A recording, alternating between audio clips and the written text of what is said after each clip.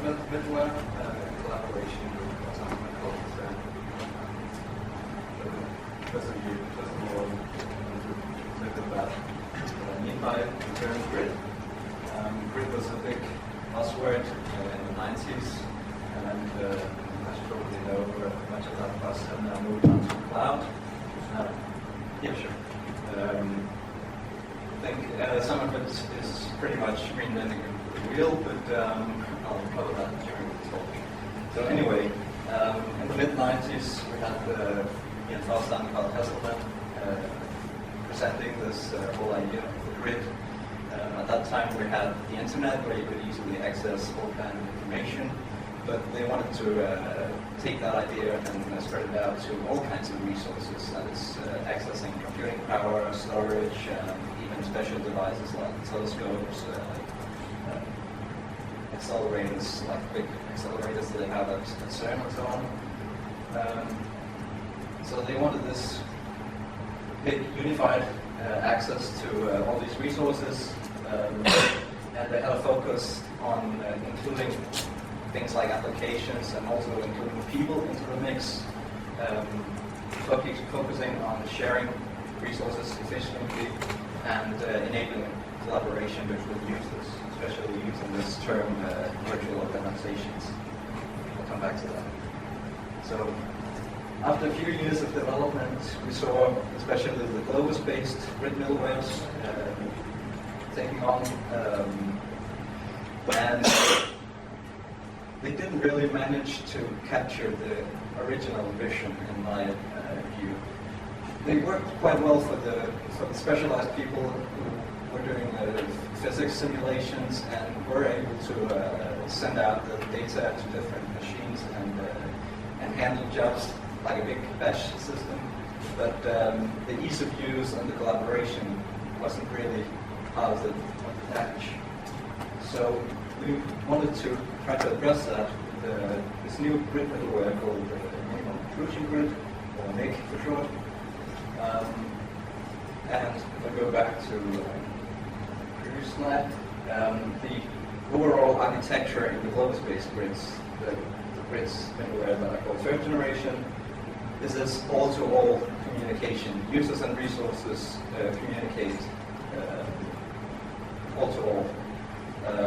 This gives some limitations to the whole idea. We wanted to move on to an architecture where we had a centralized system of still distributed servers, but an actual system separating the users from the resources. The resources in this context could be clusters, supercomputers, and so on. We also wanted to move the actual grid middleware to these central servers so that we didn't have to force the users and resource owners to install a huge middleware and maintain that. So we moved all that to the central servers.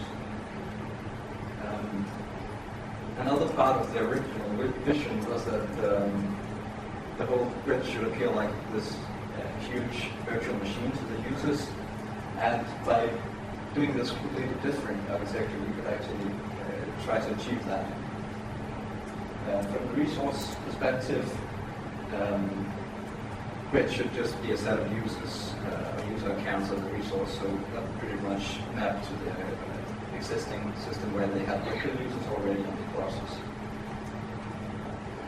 Back then, in the 90s, we saw a tendency for a lot of things that had previously taken place in labs at science, moving to simulations, and later on we saw business intelligence, data mining, also moving to computers instead of so we suddenly had a large demand for computing power, and we needed to do it cheap.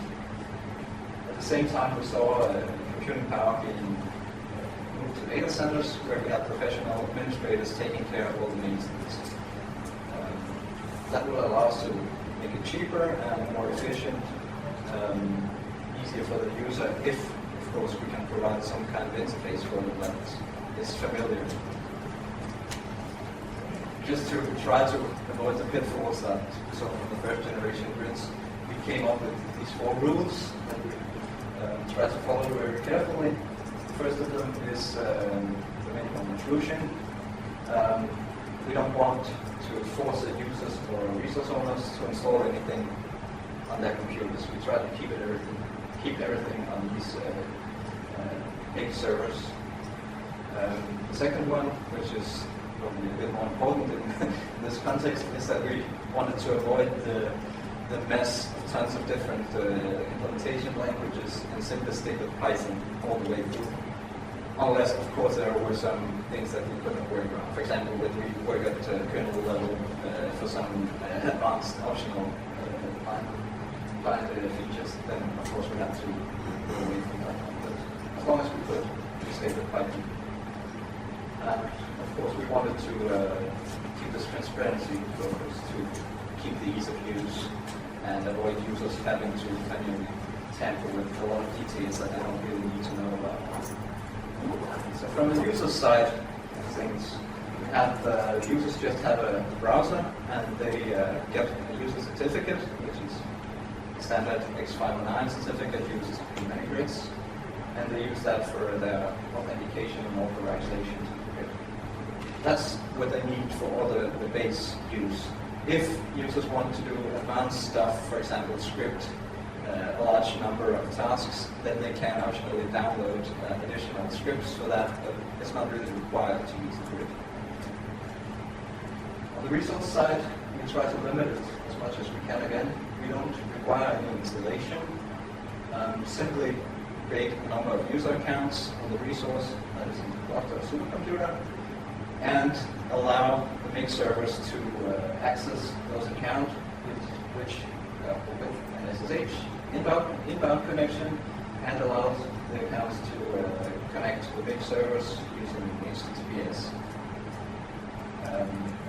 Many of the other grids require special services and a lot of additional protocols that you need to open the firewall, and resource administrators typically just run away screaming when they hear those requirements. So we really try to limit it as much as we could here. Another point is that we just, system administrators, that is the resource owners, are just ordinary users in the MiG context. So they'll have a user certificate and they register the resource with MiG and use the web interface and the general interface to manage the resources of MiG. Later on, we introduced some kind of sandboxed resources as well that have even fewer requirements, but more on that later. So to keep with the idea of having a big virtual machine, or a big virtual computer for the users, we decided to stick with a model where we have a private user home for each user. So each user has his own user home on MiG, and when users want to use files, for example, when they use jobs, all the file references are relative to the user home. So there's no need to specify my files are on this and this server, on this and this URL on the internet. You just reference them by the file path.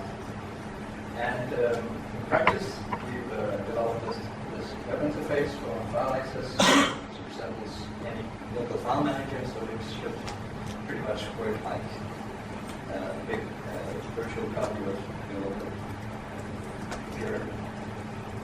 You can, of course, edit files and manipulate them as you want to, and this is inline file editor, which is relatively simple, but it does your job.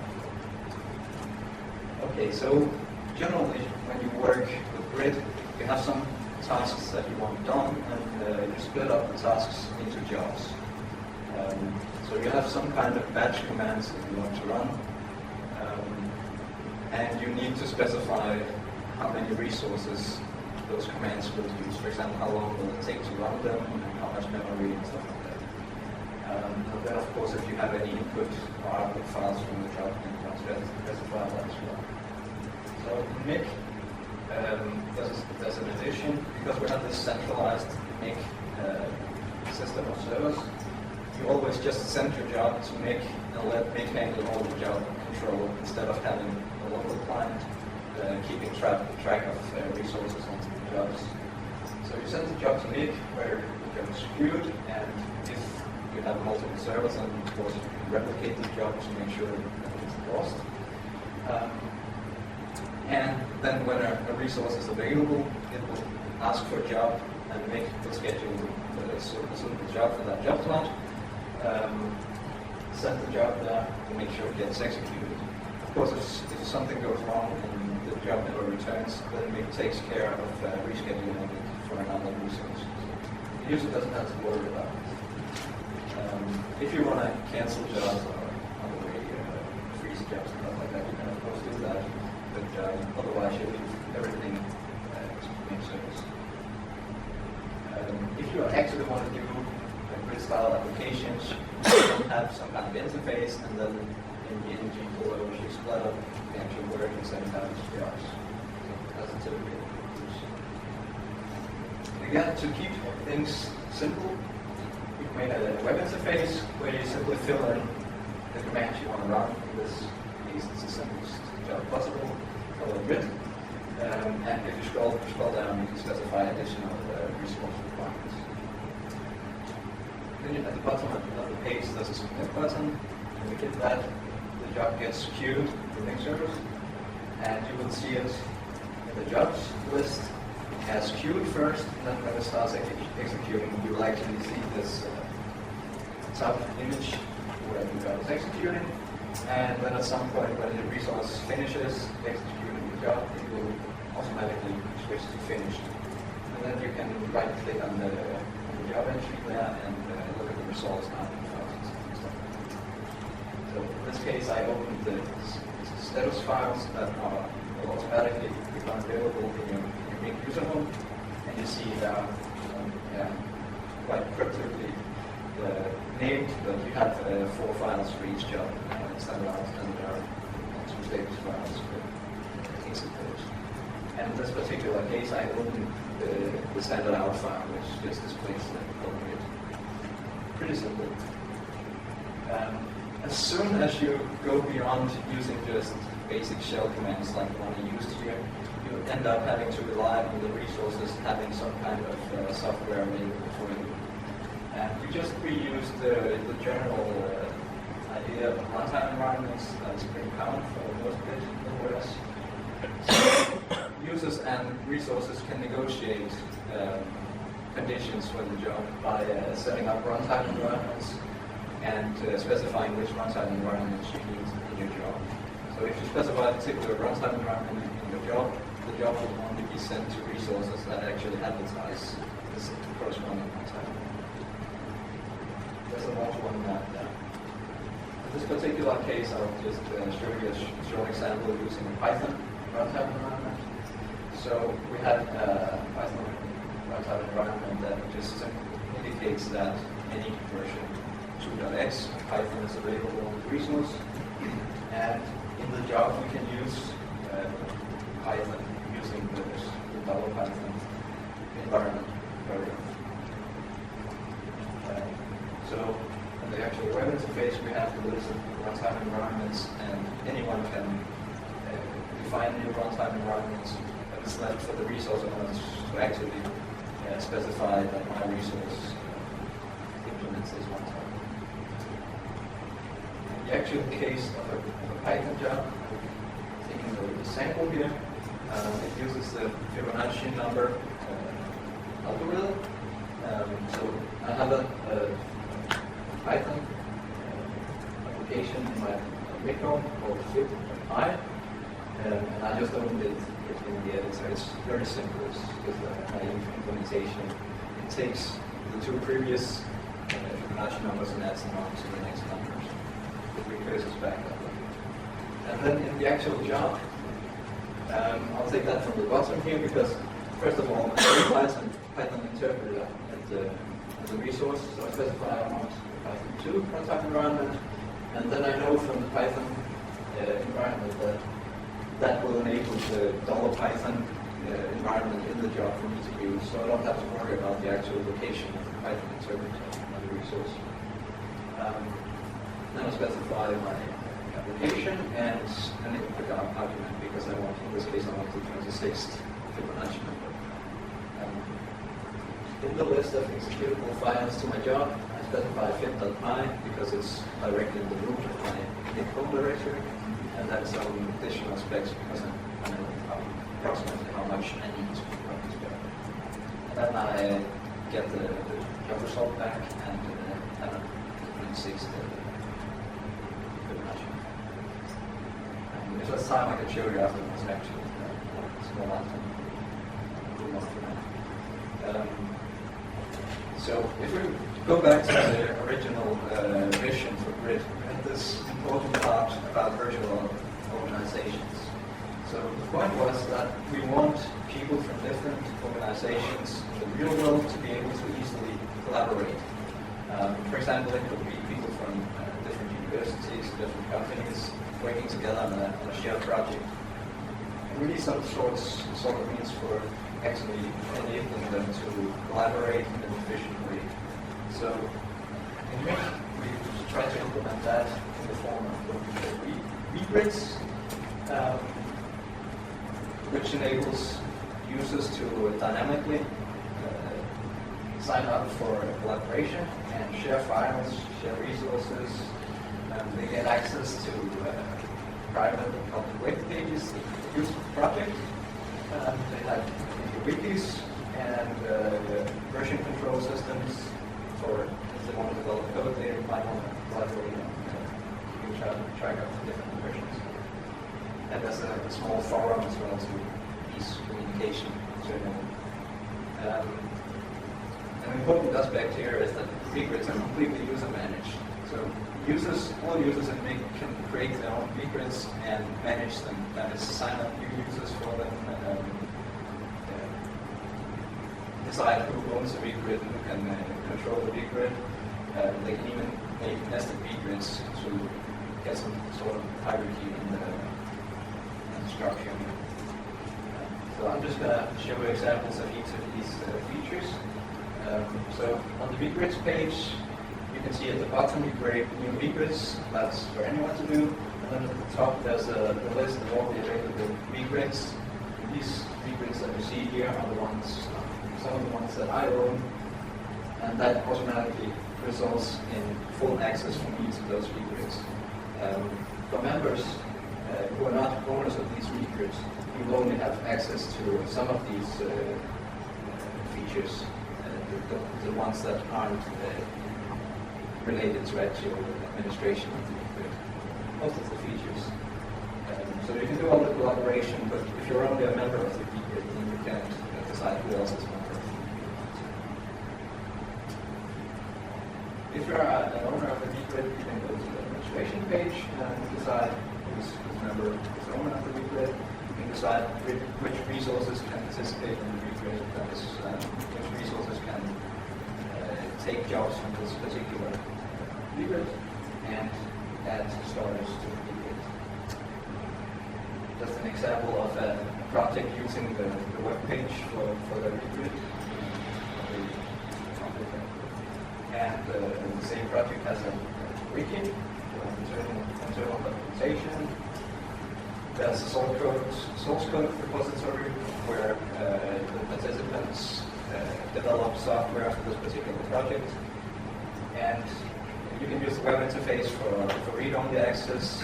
This is a Mercurial repository, so this is also Python. And of course you can use Mercurial clients from your local computer to have full read and write access to the repository. And in that case, you use your MiG certificate with Mercurial to get the same access control. Just a sample of the regrid forum where you can communicate with other members of the regrid. Finally, you see the resources that are actually participating in this regrid, and you get all the stats and see how long time ago did they actually show up taking jobs. Okay, so that was a bit about the regrids, the virtual organizations in MiG. So now I'll turn to resources in MiG. We have different resource models.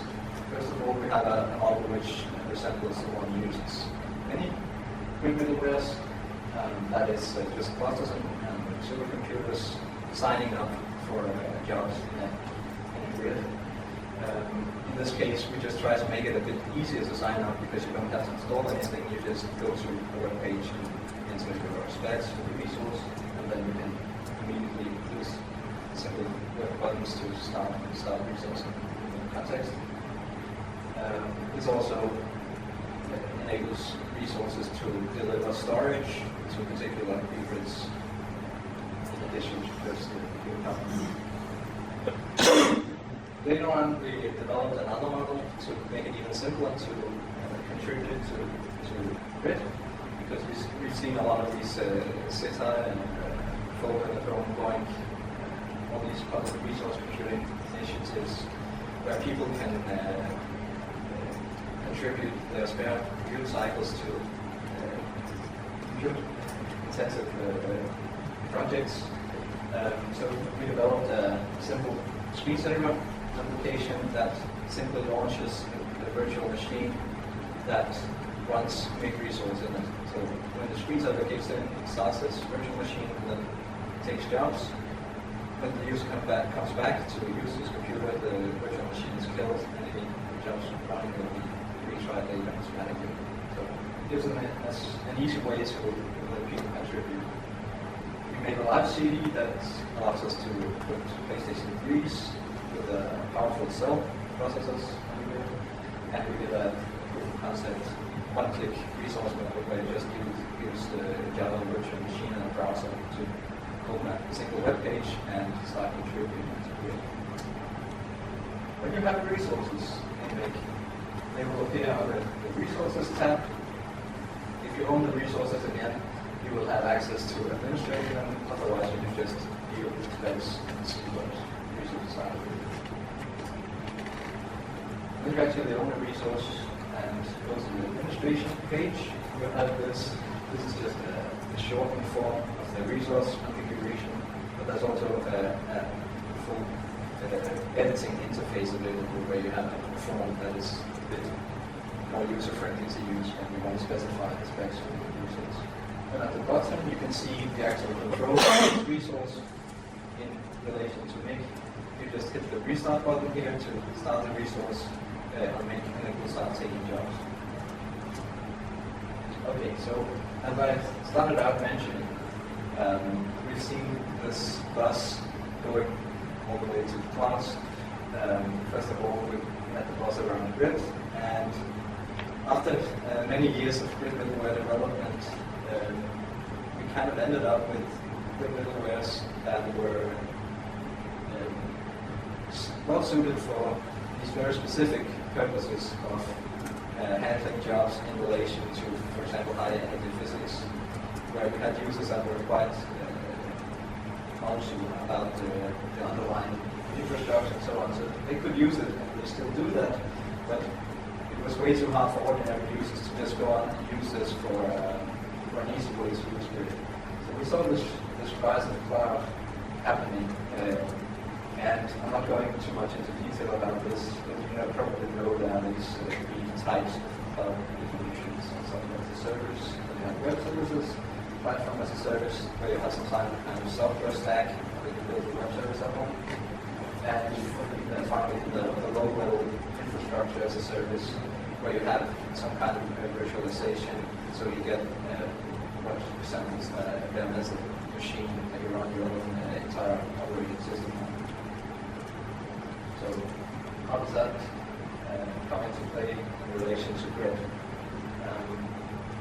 As we saw grid losing the hype because it's more and more turned into what I would call a job shop, where it didn't really deliver anything else but actual ways to interact with a lot of batch systems around the world. It didn't really deliver on collaboration, the ease of use in any way. So we saw users turn more and more to especially cloud computing in the form of infrastructure as a service, where people, instead of using a grid middleware, started deploying their own applications to cloud infrastructures instead. So you didn't have to worry about all these grid intrinsics. You could simply just build your own machine images and throw them onto the cloud, for example. That works for people. So it's pretty pragmatic for people to choose that. I understand that, but of course we want to try to see if we can do both and actually still get all the collaboration and ease of use while keeping, of course, the pros from both these very hard terms. So with this cloud computing, you may get some resource sharing because you may end up having virtual machines running on the same resources, but it's not really as a high level of sharing as you can get in the grid, where you don't have to go ahead virtual machines. And still, cloud is not that easy to use. Still needs to have some knowledge about actually building virtual machine images. So we try to revive the original vision of grid. We already think that we can deliver the basic promises from the grid with our MiG middleware. We can share compute resources of all kinds, including these public computing resources. We have ease of use. Everything can be done with a web interface. You don't have to worry about actual file locations. You don't install or experiment. And we do provide, especially for these regrids that enables easy collaboration with workflows and communication that were part of the original vision. But still, we see the movement to cloud. So we thought, well, perhaps we can try to learn from some of the pros that we're seeing in cloud and even integrate those ideas to make it as well, to make it even more complete. So first of all, why did people start to use cloud in such a big fashion? And one of the things that we saw was that it was simply too hard to get access to the software that you wanted to run on the grid. So people always ended up having to manually contact the system administrator on this resource and say, can you please install this software for me? And maybe it's 500 megabytes of software that the administrator doesn't have any clue about what it does. And that's always a no, I'll not do that. So we need some way of making that easier to work around that. Then we thought another one of the points of cloud is that we could actually have these web services and the application platform to make it easy for users to use an application through the web. Maybe we could do something virtual. And finally, for the case where we still can't really solve the problem of software deployment, then perhaps we could try to work virtual machines to integrate that. First of all, on the better software sharing approach, we took a look at how things were. So, well, we did have the runtime environments in place, but they were not always that easy to use because administrators still have to manually control applications with their resources. But perhaps we could make a system that would allow dynamic deployment of software to the resources. So we decided to go for a central software repository where we packaged some software and made it easy to deploy that software onto the resources. In this case, we found a brilliant Python-based zero installed packaging system, which actually fits our purpose just perfectly. Because it's a framework that allows anybody to package up software. You can do dynamic deployment because the software package is pretty much just an XML file pointing to an archive somewhere on the internet. And what Zero Install does internally is, instead of actually installing the typical sense of installing system-wide, just pulls this archive down into the user account where it's cached and everything is run from this cache. So you don't have any super user privileges involved at all. You can run anything from user space. You get automatic dependency handling and automatic updates. There's even support for isolating software internally in the account and the user's cryptographic hashes to make sure that the software has not been tampered with. So this provides us with a way to actually let users package their own software, get it integrated in, for example, the software repository that we host, and just put it somewhere out on the internet. And then any resources that want to enable users to use these zero install packages just need to install a single zero install package, which is small and pretty well known, and that will allow jobs to use zero install packages on the resources. So that should make it easier for users to get the software they want on the resources. Then when we think about the other point I had from Bob, this is application platform. Actually, when you think about it, we already have support for that because these private and public web pages that we provide with the regrids can be used for this particular purpose. Anybody in the regrid can actually build their own web application using these private and public web pages. And then we provide a simple JavaScript library they can use to make it easier to actually split up the work into jobs and pull out the compute power to this web applications. Finally, we did some experiments with virtual machines. We had study 2 who integrated a virtual machine controller in MiG. This is still experimental, so it's not included in the production version yet, but we have it working in practice.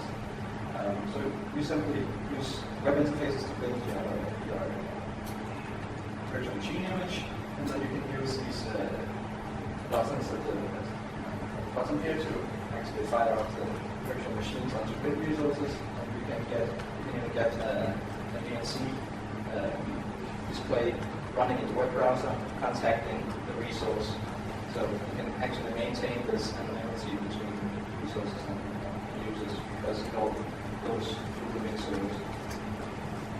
Okay, and another point to make it even easier and more transparent to users is that we provide SFTP access to the MiG user stores. And that also allows us, for example, if you have a Mac or a Linux machine, then you can simply use SSH as to mount your MiG on locally, work on the files just as if they were publicly open files. And I do that every day in the projects I work with. It works quite well and efficient. Okay, so I'm going back to a bit of the technical details of MiG here. As you've seen, a lot of it is web-based. So we have a web server, and we have different interfaces from that web server. We run WSPI, CGI, SMLRPC, so that users can decide which interface they want to use for this particular purpose. Then we have some daemons running in the background to actually handle the job. These daemons and the CGI all runs in Python. Well, CGI doesn't allow us to use shared Python backends. So I try to make an outline of how it all works. So of course we want to reuse as much as we can. So we have these shared backends, and then we just grab all the input coming from CGI, XMLRPC, and WSGI. When we get the input from the user, we pass it and make sure it's safe. We put it in a dictionary with all the dictionaries. That's a very neat feature in Python. So grab it all in a dictionary, send it to the backend, which can then do the handling, interact with files, interact with the daemon running there. We also like the pickle module very much because you can just take these dictionaries, send them to file, and easily load them in the daemon. And with the backend, it returns a list of dictionaries, so you can simply take that list. Either if you're using XMLRPC, you just receive that list of dictionaries in raw form, and you can manipulate it if you want. And in the case we want to display some HTML from the web pages, we have some output handlers that take the list and translates it to a string of HTML. So in that case, we need lists because we have to keep the order of the individual dictionaries. As I mentioned, in relation to regrids, we have these external components. We use I1 for the wiki part. We use Cohere for the source code, so source code management systems. In both these cases, we've used the CGI version as a simple CGI examples in these particular components, so you can actually install individual repositories and wikis into each of these grid directories. So you just keep it all there, and you have all the files as part of the grid directory structure. Then I found this forest board forum, which is probably not that well known. It's just a simple proof of concept that you can actually make a web form in Python, and again it uses CGI. I extended that a lot to actually work with grids, because again, we use it to have different other Python modules that just use direction and code. And finally, we have this zero install Python software that we use. This is not actually that much integrated because it uses resources. Okay, so this is sort of a bit about how we actually do this FTP. SFTP are where you can access your home directory SFTP or SSH. So I found this wonderful SSH module called Bardino, which actually implements SSH in Python. So you get all the features of SSH and SFTP from this single Python module. And it already provided us with an example server for SFTP. So what we had to do to integrate it with MiG was we needed some way to use the grid authentication and authorization and some way to map to our MiG user homes. What we did was that we decided to have users provide their own SSH public key in their MiG code data, so they go to MiG and they have an interface for specifying the public key. And then we use that key to let them access the user home. So we need to make sure that the users can only access their own home, of course. They should not be allowed to access other users' MiG homes. And they need to be able to access these eGrid shared directories as well. So there's a filtering going on in the server. It's not that difficult to do, it's just you need to do it right. It's to make sure that nobody can access what they shouldn't be able to access. Then we have another thing, we use symlinks a lot for making regrid shared directories appear as part of the normal user home. So in the user home you just see these shared directories as ordinary directories because they are symlinked to the user home. So of course, we want to avoid users tampering too much with the symlinks in their user home, because then they could create symlinks to be grids that they are not actually allowed to access. Again, we just to avoid people shooting themselves in the foot, we also prevent users from changing permissions of the files, so they remove the right and the read and write codes. This means that we actually have a server that provides SFTP for the MiG homes and use it as a tool. I'm not sure I have time to go too much into detail about this, but generally this outlines the way we avoid installing software and resources. So the big idea is that we generate scripts on the MiG servers, push them out to the resources using SCP. That we execute those scripts using SSH, and those scripts will do all the job handling. We can stop them again later with SSH. So we don't actually install anything on the resources. We just push the stuff, we leave it run it there, and do it afterwards. Okay, so since this is a Python conference, I should probably go into a bit of detail about our experiences with Python public I gotta say, it's been an amazing development. We've been able to develop this with Middleware to a point where we believe we can actually do a lot more than most of the other grid Middlewares we've done so with very little developer effort compared to the other big EU-sponsored projects. It's very easy to develop Python because you can do very quick concepts, and it's not a far way to go from these concepts to actually have some production. This time we have about 50,000 lines of code in MiG, and when we compare that to millions of lines of code in all the Middlewares, you get the point.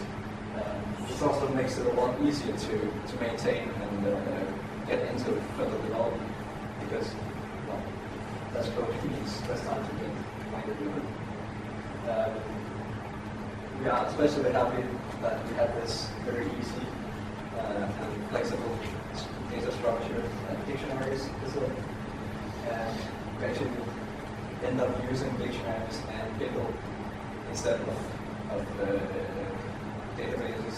We could of course use lightweight databases, but in the end, in most cases, we are completely satisfied with just having dictionaries for most of our data. And the last thing I want to mention is this entire thing that I mentioned about having a backend module that is shared between different interfaces was very easy to make and still have these flexible output performance because string formatting and string concatenation is rather easy to use in Python. There's some templating engines as well we could use on that. Okay, so at this point, we tried to focus on having everything in Python according to our rule. So at this point, we don't have everything in Python. We still have an Apache web server running the core MiG. Could of course replace that with any of the Python web servers, for example, the native HTTP server, extended with SSL support. We could use Django, we could use or any of the other models. The main concern in relation to that is we need to support user certificates, and we need some stability and performance that may not be available in these other frameworks. I haven't experimented much with it, but it could be done. We still use OpenSSH for actually sending these scripts to users and stuff like that. We could extend that to user as well. That's simply a matter of time and effort that I think I will try. On the client side, if you want to go for the advanced interfaces and actually use the user scripts, then we still rely on Perl to communicate with MiG because it supports client certificates. We can't really find a good solution for actually using user certificates in SSL connections to MiG. Well, you can use the Python socket module and then use SSL, but you still need to provide passphrase every time you open a new connection. That's a bit difficult to integrate in applications. So far we haven't found a good way to do that.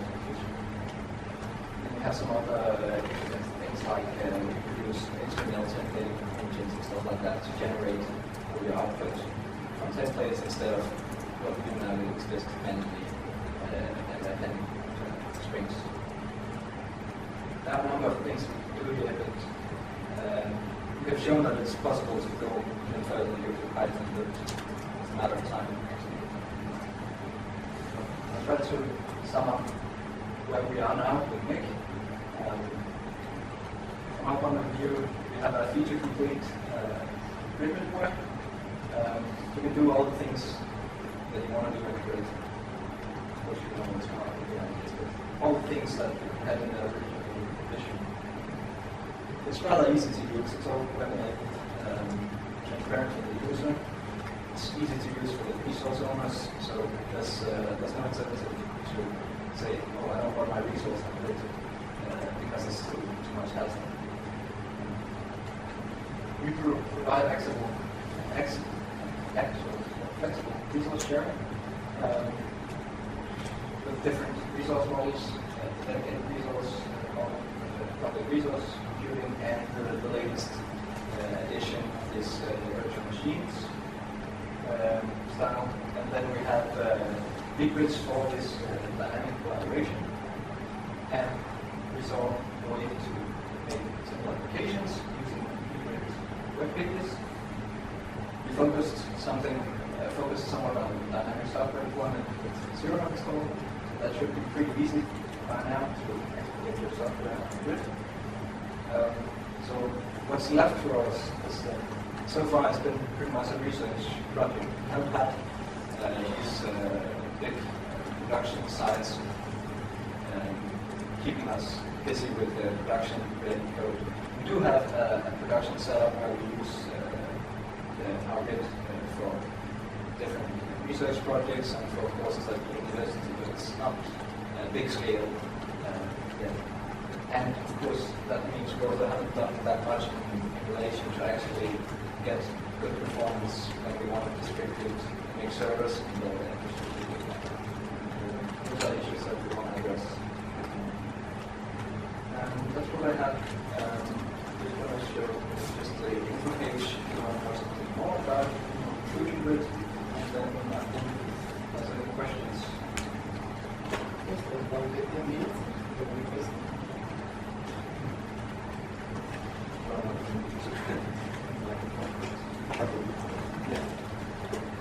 My other half spends a long time dealing with grid computing for the person doing all this sort of stuff. And a lot of times actually it's going to work. Yes, this looks quite nice. But how much outreach do you do with sort of junior level users of the grid for language physics to see what features they have and what problems they actually face? Well, as you might have seen from the first slide here, my official association is now at the Physics Institute of the University. I used to be at the computer science. But now we moved a bit closer to the physicists, and we do run projects to try to get more users acquainted with these easy interfaces and getting to know about the actual availability of things that shouldn't be so demanding for users to get started. We do try to get more users on the If you want some. Yeah, sure.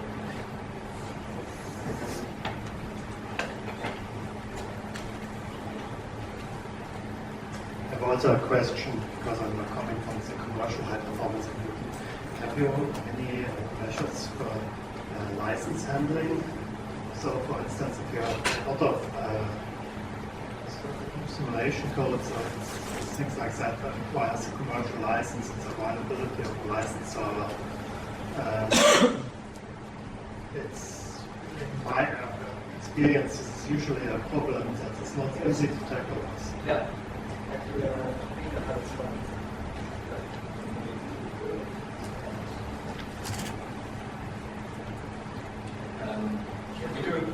We do try to cover that a bit as well. One of the things that we saw in practice was that in relation to MATLAB, we typically have this case where you have people choose to have a compile host that they share because that is somehow feasible in relations to license.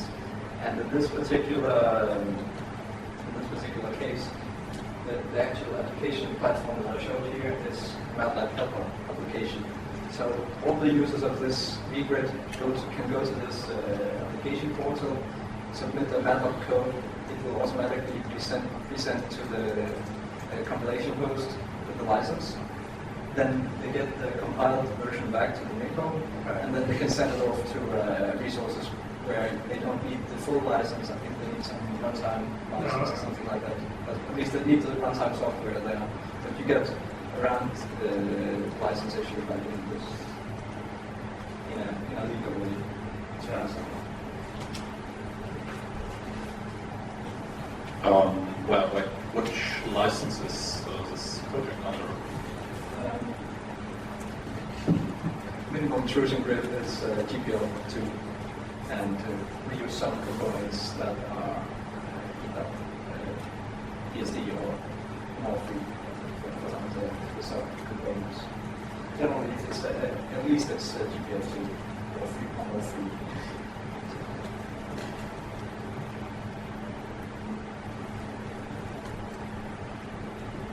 So when a user submits a job, it has also to specify the resources that it is going to use. And what happens if the estimate is not good? For example, it says it's too long, it takes a longer time, or if it's too big, it occupies the resources too much.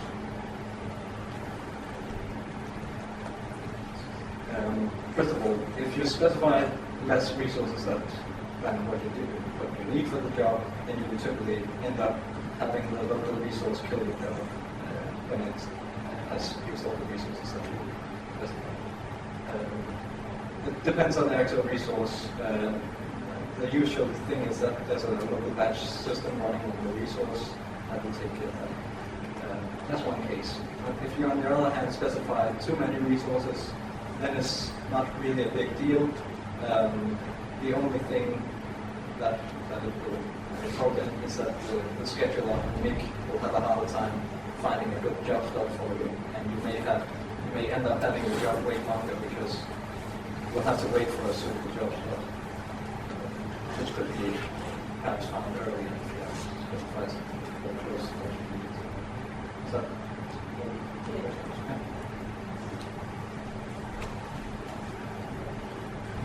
You mentioned that one of the reasons people were moving from grid computing to the cloud was that you could put on your own image. And you talked a lot about how you do resource management, dependency management, software dependency management, things like that. From using it, I know that the reason that you built this is because no one likes having their job fail because they missed out something in their environmental variables, things like that. Maybe this is naive. Would it not be possible to, instead of uploading a virtual machine, to be able to specify these things to the grid, then download something that would allow you to verify that your job will in fact work? That's actually a good point. Part of the virtual machine project that we did here actually focused on specifying what you wanted in your virtual machine. That is just a list of software packages. Then you could download the virtual machine image generated from MiG. You could even start your application, freeze it there, send it to MiG, then proceed running on some big resource. And then pull back the result when you wanted to. These students who work with this system really neat things actually with that. So I really look forward to getting that integrated in the production version of MiG. Because I started working on it earlier this month, but unfortunately the guy I collaborated with is out with illness for a while now, but I hope to get it done this summer sometime. Is there only for one question more? You want to ask us a question?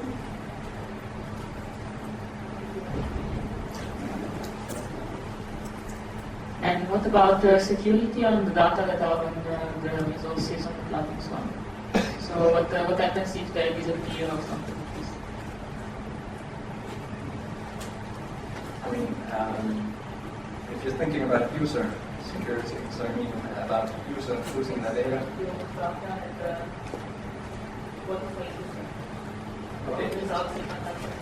Okay.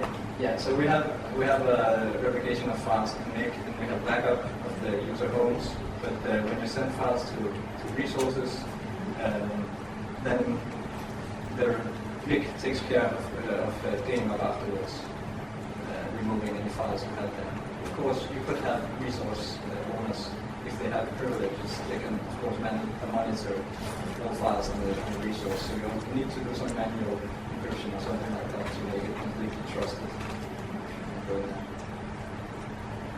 Sorry, but the time is over, so we have still 5 minutes before the start of the talk.